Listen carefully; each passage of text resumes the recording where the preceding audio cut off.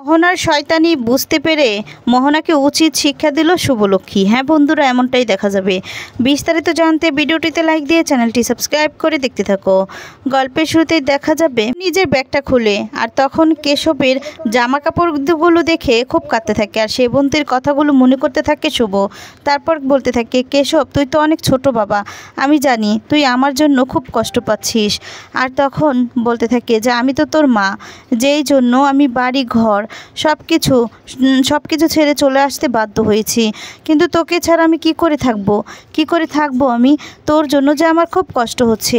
তোর বাবা আমাকে এরকম একটা পরিস্থিতিতে কেন দাঁড় করালো?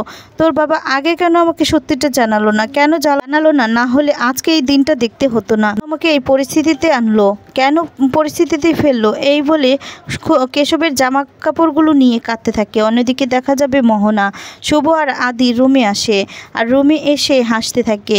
তারপর সব কিছু ধরে দেখতে থাকে, আর এদিকে শুভ আর আদির ছবিটা হাতে নিয়ে নেয়, আর বলতে থাকে, শুভলক্ষ্মী আমার খুব বড়াই হচ্ছিল, তোমার সিঁদুর নিয়ে খুব বড়াই হচ্ছিল। আমার সাথে তুমি খুব অহংকার করতে, তাই না? সেগুলো বড়াই করতে আর চ্যালেঞ্জ করতে আমার সাথে। ও তোমার মাথা ভর্তি সিঁদুর, ঘর, স্বামী, সন্তান সব কিছু ছেড়ে তোমাকে চলে যেতে হলো। কি হলো? সিঁদুর পরে এই মোহনা সেনকে তুমি চ্যালেঞ্জ করেছিলে। চ্যালেঞ্জে জেতাটা কি এতটাই সহজ? তুমি কি ভেবেছো ওই মোহনা সেন তোমাকে ছেড়ে দেবে? না শুভলক্ষ্মী, ছোট থেকে মোহনা সেন যা যা চেয়েছে সব কিছু পেয়েছে, সব কিছু। আর আমি আয়ানকে ছেড়ে দিব না? আমার আয়ান এখন আমারই রইল, আর তোমার আদিকে ছেড়ে তোমার চলে যেতে হলো। বুঝতে পেরেছো? দেখেছো, ওই মোহনার সঙ্গে তুমি কোনোদিনও পেরে উঠবে না, কোনোদিনও না। এই বলে আদি আর শুভর ছবিটা দেখতে থাকে আর চুমু দিতে থাকে আদিকে। আর তখন সেখানে আদি চলে আসে। আদি এসে মোহনার এমন কাণ্ড দেখে চিৎকার করে ওঠে। তখন তো মোহনা ভয় পেয়ে যায়, আর তখন বলতে থাকে, মোহনা কি করছো তুমি, কি করছো? তখন মোহনা ইচ্ছে করে ছবিটা সেখানে ছুঁড়ে ফেলে দেয়। আর তারপর দেখা যাবে ছবিটা পড়ে গেলে আদি তখন বলে, ছবিটা পড়ে গেল, তুমি এখানে কি করছো? তুমি এখানে কেন এসেছো? তখন ছবিটা পড়ে গেলে ছবিটাকে ওঠাতে থাকে আদ্রিত, আর তখন আদ্রিতের কাছ লেগে হাত কেটে যায়, কিন্তু মোহনাকে কিছুতেই হাত লাগাতে দেয় না। এই জিনিস আমি উঠিয়ে নিতে পারবো। আর তখন মোহনা বলে, আয়ান সব কিছু আমার জন্য হয়েছে, আমি না বুঝতে পারিনি।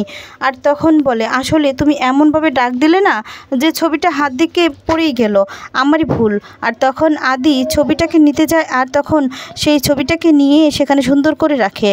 আর তখন বলে, মোহনা তুমি তো আমার কথার উত্তর দিলে না, তুমি এই ঘরে কি করছো তুমি এই ঘরে কেন এসেছো? তখন মোহনা বলে যে, আদি মানে আয়ান, তুমি তো আমার কাছের মানুষ, তুমি ছাড়া তো এই বাড়িতে আমার কেউ নেই, তাহলে তোমার কাছে আসবো না তো কার কাছে আসবো? তোমার সঙ্গেই তো সময় কাটাবো। তখন আদি বলে, শোনো মোহনা, তুমি কি ভেবেছো যে তোমাকে আমি ছেড়ে দেব? না, ঘরটা আমার আর শুভর, তাই তুমি এই ঘরে কোনোদিনও আসবে না, কোনোদিনও না। তো হ্যাঁ, তুমি ভুলে যেও না যে এই বাড়িতে আছো তুমি সন্তানের জন্য, তোমার সন্তানের দায়িত্ব, সব দায়িত্ব আমি নিব, কিন্তু তার জন্য তোমার সঙ্গে যে নতুন সম্পর্ক আমার হতে পারে সেটা কিন্তু তুমি কোনোদিনও মনে করবে না।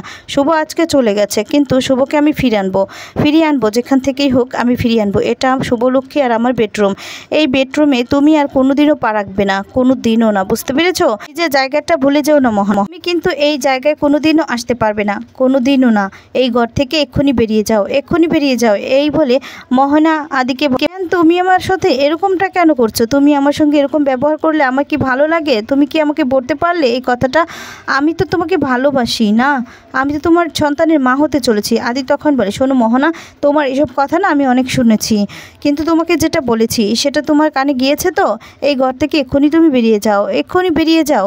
আর তখন মোহনা দাঁড়িয়ে পড়লে আদি নিজের দরজাটা লাগিয়ে দেয়, আর তখন বলে, শোনো, তোমাকে আমি আরেকবারও বলে দিলাম, তুমি এই ঘরে কখনো পা রাখবে না, বেরিয়ে যাও এই ঘর থেকে। এই বলে চিৎকার করলে মোহনা ঘর থেকে বেরিয়ে যেতে বাধ্য হয়। তখন সঙ্গে সঙ্গে আদি দরজাটা লাগিয়ে দেয়।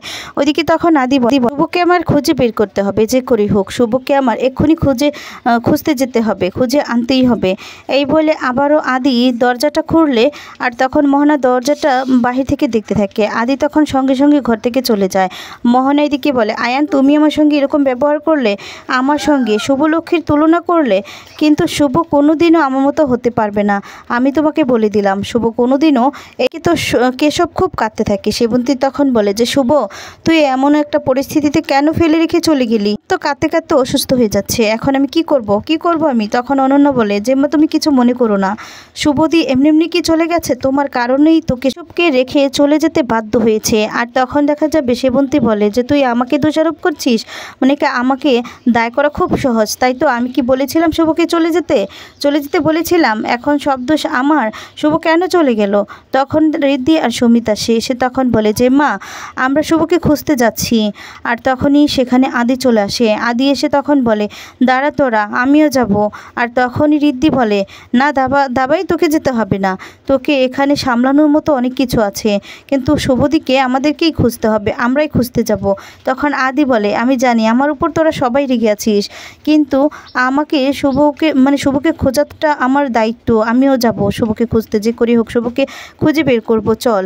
এই বলে সেবন্তীকে বলে আদি, ঋদ্ধি আর সুমিত সেখান থেকে বেরিয়ে পড়ে। ওদিকে মোহনা অবাক হয়ে তাকিয়ে থাকে। তারপরে দেখা যাবে সেবন্তী খুব কষ্ট পেতে থাকে। আর তখনই দেখা যাবে বাড়ির মধ্যে স্টিফেনি আসে। আর তখন তাকে দেখে সেবন্তী রেগে যায় আর বলে, এত লেট হলো কেন এত লেট হলো, দেখছো না কেশব দাদুভাই কীরকমভাবে কষ্ট পাচ্ছে, ওকে সামলাও। তখন স্টিফেনিকে দেখে মনে মনে বলতে থাকে, বাচ্চাটা কেমন করে কাঁদছে, ওকে দেখো তুমি ঠাকুর, তুমি ওকে ঠান্ডা করে দাও। আর তখনই সেখানে মোহন আসে, এসে তখন নাটক করতে থাকে আর বলে, আন্টি আমার জন্য সব কিছু হচ্ছে, তাই তো?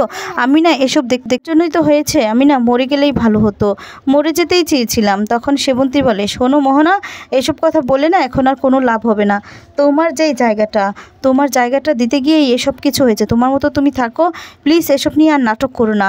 তখন সেখানে পূর্বী আসে, সে তখন বলে, কেশবটা কি কাছে, শুভ এরকম করতে পারলো? শুভ নিজের এগোর জন্য এভাবে সব কিছু ফেলে রেখে চলে যেতে পারলো? সব সময় তো মহান স্বাস্থ্য, আর এখন তার সন্তানকে রেখে মহারানী চলে গেল এখান থেকে নিজের এগোর জন্য। সেবন্তী তখন রেগে যায় আর বলে, এগোর কথা বলছিস? মেয়েটা কোন পরিস্থিতি থেকে এই বাড়ি থেকে চলে গেছে সেটা তুই জানিস না তুই কোন পরিস্থিতি, মানে তোর যদি এরকম পরিস্থিতি হতো তাহলে তুই কি করতি তুই, হ্যাঁ? আর তখন বলে, তোকে যদি শুনেছি শুভর নামে এরকম আজে বাজে কথা বলেছিস, তাহলে আমার থেকে খারাপ কিন্তু কেউ হবে না, ওর মতো না এরকম কেউ হতে পারবে না, কেউ না, শুভর মতো লাখে একটা মেয়ে হয়, বুঝতে পেরেছি, কেউ একটা হয় না, তুই একদম শুভর নামে আজে বাজে কথা বললে আমি কিন্তু ছেড়ে দেবো না। এ কথা বললে তখন পুরবীরা সবাই মিলে অবাক হয়ে যায়। সেবন্তী সেখান থেকে চলে যায়। আর তখন ওদিকে ডোনা মোহনার কাছে গিয়ে বলে, মোহনাদি, তুমি না এসব নিয়ে ভেবো না, যে ছেড়ে চলে গিয়েছে সেই জায়গাটা তো তোমাকে আমাদেরকে দিতে হবে, তাই না? শোনো, যে নিজের জন্য নিজের জায়গাটা ছেড়ে এভাবে চলে গেছে, তার জন্য তো কষ্ট পেয়ে এভাবে লাভ নেই, তাই না? তার জায়গাটা এবার তোমাকেই নিতে হবে। কি কাকুমণি, ঠিক বলেছি না? তখন পূর্বী বললে, হ্যাঁ। তখন মোহনা মনে মনে বলে, এমনি করে শুভলক্ষ্মী, তোমার জায়গাটা আমাকে নিয়ে নিতে হবে, তুমি যদি পরে ফিরেও আসো না, তোমার জায়গা যেন কোনোভাবেই না থাকে, তোমার জন্য এই বাড়িতে যেন তোমার কোনো অস্তিত্বই না থাকে, তোমার জায়গাটা পুরোপুরি আমি নিয়ে নিব, আমার হয়ে যাবে সবটা। তখন এই কথা শুনে মোহনা তখন ভাবতে থাকে, ওদিকে শুভ ভাবতে থাকে যে না, আমাকে জানতেই হবে যে কোনটা সত্যি আর কোনটা মিথ্যে, আমাকে সবটা জানতেই হবেই। তার আগে আমাকে এটা যাচাই করে দেখতে হবে যে মোহনা যেটা বলছে সেটা কি আদৌ সত্যি, নাকি আমি যেটা ভাবছি সেটাই সত্যি। আর তখন শুভ একটা বোর্ড নিয়ে নেয় আর সেখানে লিখতে থাকে যে কোন দিন থেকে আদি এরকম ব্যবহার করছিল, কোন দিন থেকে।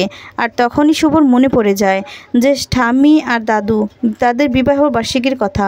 আর তখন বলে যে হ্যাঁ, ঠাম্মি আর দাদুর বিবাহ বার্ষিকীর কথার দিন থেকেই আদি আমাকে, অন্তত এই কথাটা আমাকে সত্যি বলেছে। তখন আদির কথা ভাবতে থাকে শুভ। দাদু এই কথাটা জিজ্ঞেস করেছিল আর তখন বলেছিল যে দাদু আর ঠাম্মি বিবাহর বার্ষিকীর দিনের কথা। এই কথাটা তো আদি আমাকে সত্যি কথা বলেছে, কিন্তু আর কি আমি জানতে পারি, কার থেকে আমি সব জানতে পারবো, সব সত্যি জানতে পারবো কার থেকে? আর তখনই শুভর খুব করে মনে পড়ে যায় যে সাইকোলজিস্টের কথা। আর তখন বলে হ্যাঁ, তার সাথে তো আদি দেখা করেছিল। সুমিত, আদি আর ঋদ্ধি সবাই মিলে বেরিয়ে যায় শুভকে শুভকে খোঁজাখুঁজি করতে থাকে, কিন্তু শুভকে কিছুতেই খোঁজ পায় না। তখন বলে, না, শুভর খোঁজ তো কোথাও পেলাম না। আর তখন সুমিত বলে, সব জায়গায় খুঁজেছি, কোথাও পাইনি।